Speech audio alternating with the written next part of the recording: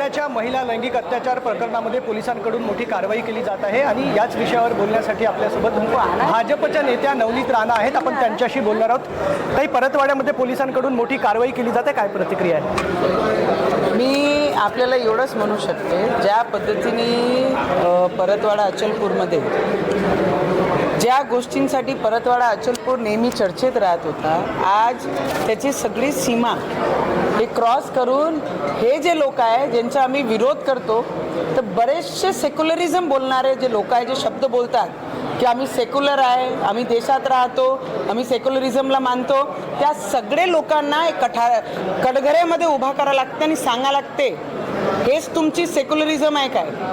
जर हे आमची मुलींसोबत असे पद्धतीचा व्यवहार करून त्यांच्यासोबत असे अश्लील कामं करून व्हिडिओ जर कोणी बनवत असाल, तर यांचे जे बुरके घालून फिरतात त्यांच्यासोबत आम्ही काय केलं पाहिजे? त्यांचे व्हिडिओ झाले पाहिजे की नाही झाले पाहिजे? यांचे बुरखेला कोणी हात लावू शकत नाही जेव्हा हे बोटिंगला मतदानासाठी जातात आणि आमच्या मुलींच्या अश्लील व्हिडिओ बनवतात.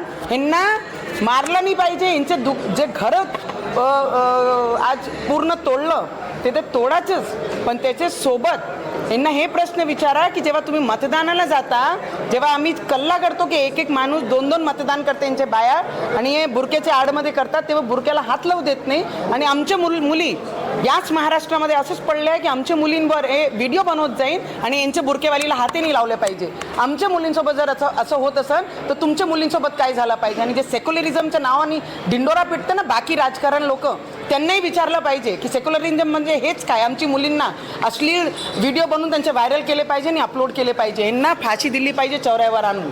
यांना कळण की हा देश छत्रपती शिवाजी महाराजांच्या विचारावर